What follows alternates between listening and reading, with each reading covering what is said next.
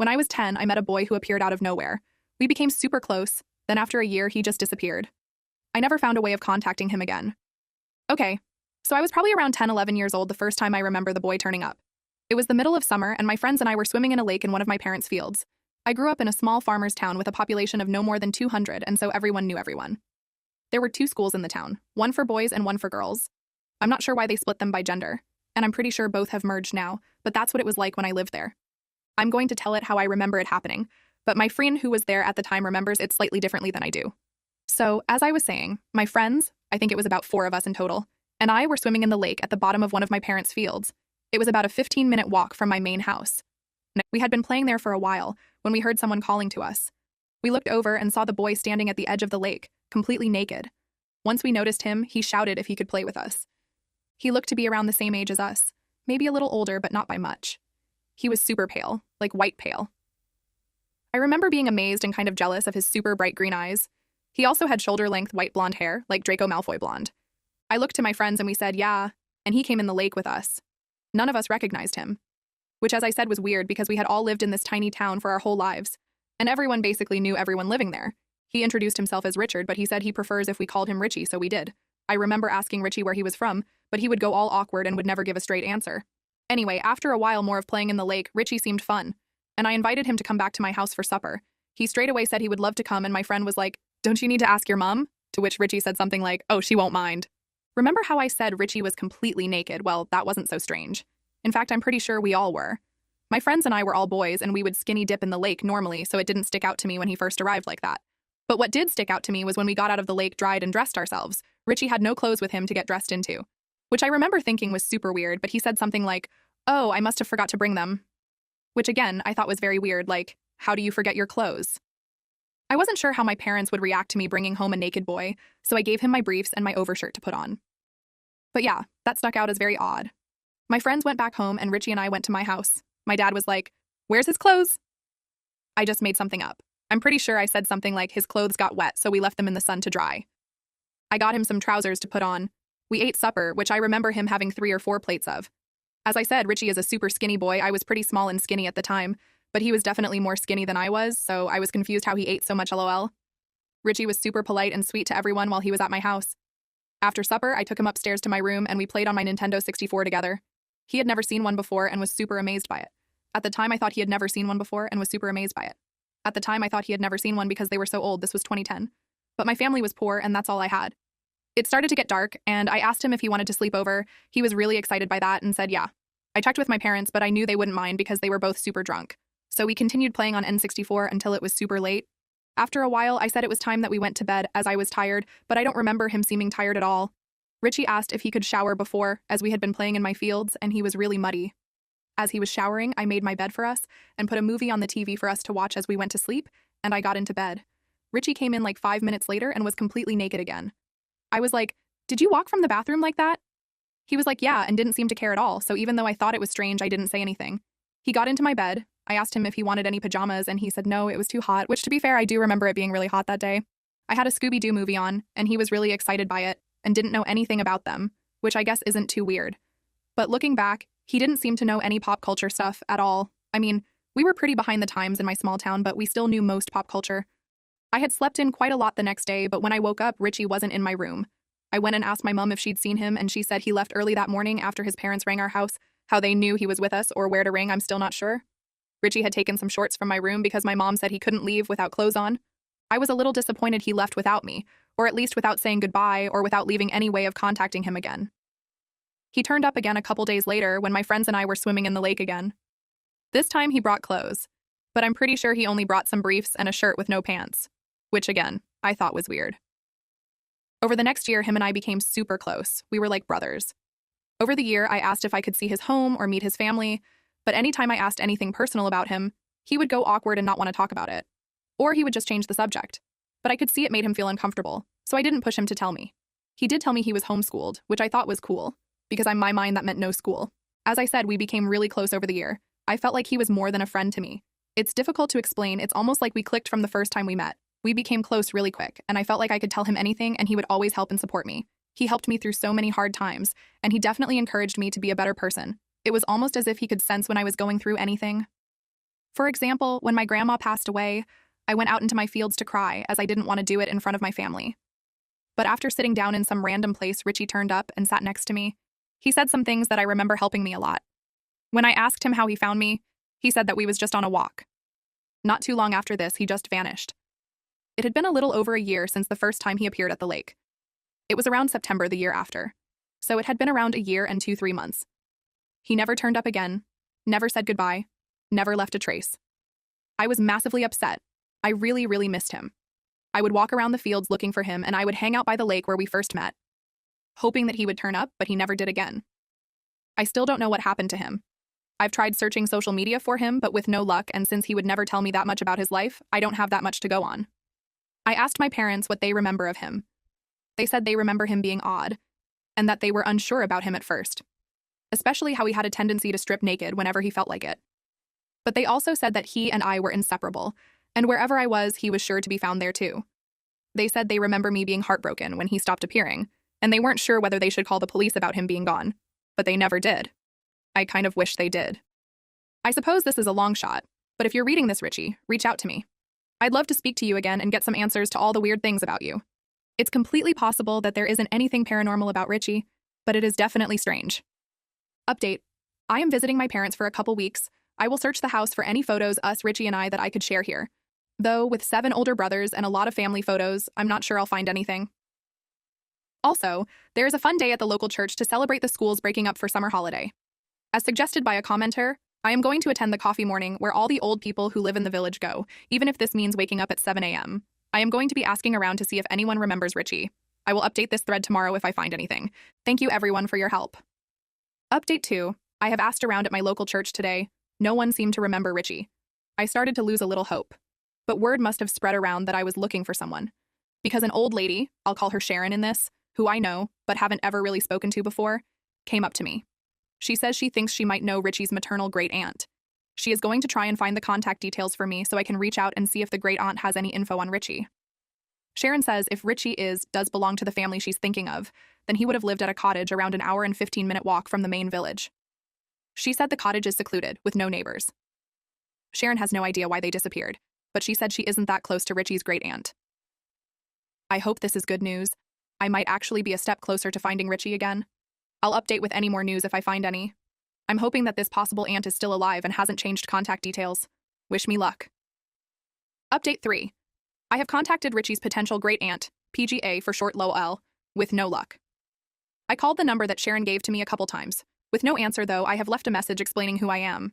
I am sent a letter first class to the address that Sharon gave me as well, which should get there tomorrow or the day after. Hopefully the PGA is still living at the address and I am able to get some answers. In the letter, I also explained why I was interested in contacting her, and I gave my phone number if she would like to call me instead of writing back. I will update as soon as have anything new. Oh, and one more thing. I visited the cottage where Sharon thought Richie could have been living. The cottage is abandoned and run down. Seems likely that he could have been living here. It gave off massive creepy vibes, though. Update 4. I have heard back from the PGA. I'll name her Jane. Someone suggested that I check if the number was linked to any apps like WhatsApp. It was, and I reached out to Jane on there. This seemed to do the trick, and she messaged me back relatively quickly. After describing Richie to her, she said pretty confidently that she is related to Richie. This is where things take a bad turn. Jane hasn't been in contact with Richie's family for many years, but she does have the phone number of Richie's older sister.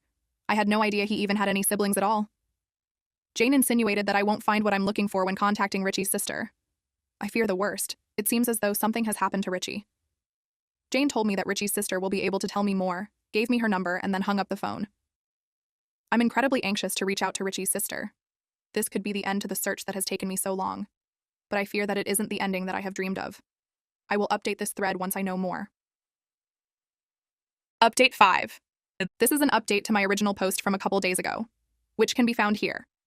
Though my original post was only around 4 days ago, that is eternity in Reddit time. So I am not sure if anyone will even care about this update. First and foremost, I want to thank each and every one of you who have helped through this process and have helped me find closure on my childhood best friend and my first and only true love. This journey has been difficult. Many years I have searched for answers on where Richie is now. Sadly, it is not good news. Deep down, I think I feared and perhaps avoided searching for Richie in case this was the outcome. With the help of everyone here and so many lovely commenters, I tracked down a distant relative to Richie, who put me in contact with Richie's older sister. A sister that I did not know existed. For the sake of clarity, I will name the sister Sarah. Sarah helped put into context Richie, his odd behavior, his unwillingness to show me his home, and his disappearance. Sarah and Richie both suffered abuse and neglect at the hands of their father. Their father, who suffered with severe mental health issues and drug-related problems for most of his adult life. Their father was terrified of the outside world, and thus kept them secluded away in secret. According to Sarah, their father was convinced that the world was months away from ending at any given time. He was convinced that the devil was planning to take over his mind and body, and was convinced that Jesus had spoken to him and told him the only way to keep him and his family safe was to keep them secluded from the outside world. Sarah shared that their father would not often be physically abusive, which I suppose is of some relief. Richie and his family would move often throughout his childhood, never staying in one place for too long as his father feared that the devil would soon find them. Sarah said they were most likely moved in the middle of the night with no forewarning, though she can't remember the specific time they were moved from my town. This helps to explain how Richie seemed to appear one day and disappear 15 months later. Richie passed away at age 15, around 2.5 years after vanishing from my town. Sarah struggled to go into the details of Richie's death, and I didn't want to push her into sharing something that was painful for her, though it seemed that Richie took his own life. Sarah told me that Richie would often speak of me and the time we spent together, and that all Richie ever wanted to do was to come back and find me. Sadly, he never managed that. She said she thought that I was just imaginary. She isn't sure how Richie would sneak out of the house to meet with me, but said that their father would keep them locked in their rooms for days and sometimes weeks at a time. Sarah told me she has a collection of Richie's diaries, which I do remember him writing occasionally. She has offered to send them to me, which is lovely of her. She told me that a lot of the writing is about me, about our time together, about how he wanted to find me again so we could run away together. Again, she never thought I was a real person. Hearing that was so incredibly bittersweet. I look forward to reading those diaries, even though it will be incredibly difficult at the same time. She said she is glad that Richie managed to have an impact on someone on this world. I wish that I was able to express the impact that Richie had on my life. I wish I could tell Richie the impact he had on my life. I want everyone to know Richie. I want everyone to know what an amazing, kind, and beautiful person Richie was. This post is difficult for me to write. Deep down, I think that I resisted searching for Richie more in case this was the outcome. Sarah told me a lot more information, but I've decided to leave out most to respect her privacy. Sarah is away and safe from her father, which I am so glad about. Again, I just want to express how thankful I am for all of you who have helped. For all of you who have offered emotional support, thank you so much. Richie, I love you. I'm sorry I couldn't help you. I'm sorry I didn't pick up on the signals that you were in danger. I hope you can forgive me. Richie, you were the only true friend I've ever had. It's so hard for me to write this. I feel so sick that I didn't do more. Richie, I want you to know you saved me so many times throughout my life. So many low moments in my life have been helped because of the memories of you. I am so sorry I wasn't there for you the same way you were there for me. I love you so much, Richie. Update 6, 1 year later. Hello, everyone. Almost 1 year ago, I made a Reddit post searching for answers about a childhood friend of mine that went missing. It received a moderate amount of attention, and with the people of Reddit's help, I was able to track down the relatives of my missing friend. I posted this under a different, now deleted account. However, I have sent the mods of this subreddit proof of me being the OP. I deleted the Reddit account because honestly, I didn't want to think about what happened to Richie anymore, as it was too painful for a long time after I discovered the truth. Recently, that post has resurfaced on this subreddit, and so I thought I'd give you all an update on where I am today, and how I'm doing as well as how Sarah is doing. It still pains me to think about Richie, and think about how I could have and should have helped him, and how I failed to save him. It does really hurt to look back on it. I really don't have many friends, and I suffer from pretty bad anxiety, and I just wish I had Richie here with me. Sarah and I still occasionally talk, but not really as often as I wish we could. I have met her IRL once, which was nice. I hope that me posting this update is all right on this subreddit. It just seemed to me that so many were touched by Richie's story that I thought I would put this out there, and I'm happy to answer questions of anyone who has them. Edit, new update, on the same post. This post got a lot of replies, and I am trying to make my way through and answer as much as I can. I didn't think this post would get so much attention, especially since this was posted relatively recently. To answer a couple of the common questions, yes, I am currently in therapy. I started it not too long ago along with some medication as I have suffered for a while with severe anxiety. I am currently requesting permission from Sarah before I post any of Richie's journal entries, as I feel she should have final say on if she wants those out on the internet. No, I am not writing a book about Richie. No, this is not a promotion for a book. If anyone was to write a book about Richie and his life, I would think it should be Sarah. However, she does not have any interest in sharing her story. She would much rather leave the past in the past, and honestly, I can't blame her. It really breaks my heart that there are so many people in here sharing that they knew a Richie, or they were a Richie.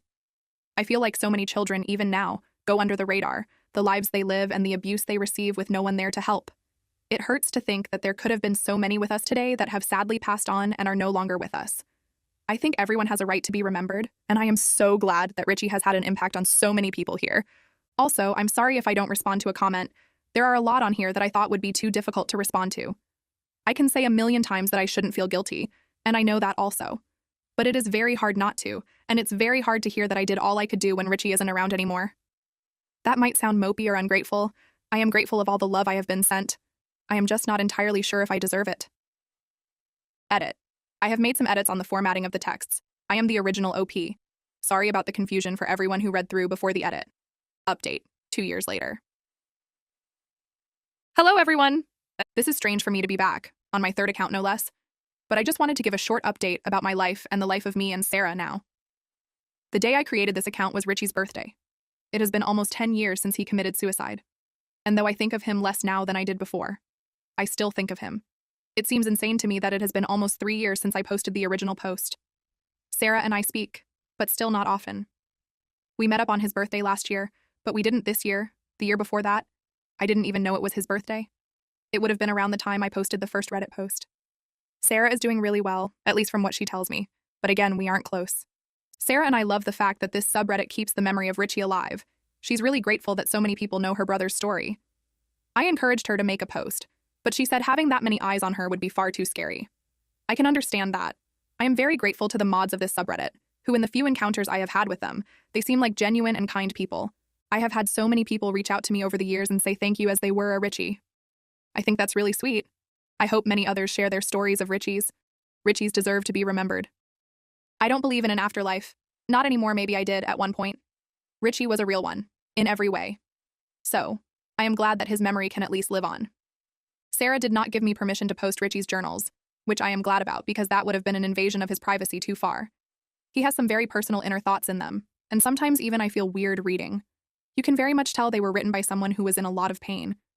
And it is so sad for me to see them get more and more dark as he grows up. It makes me still upset that I couldn't help him in the way that he helped me. One page I will always cherish is a drawing he made of us both labeled Love.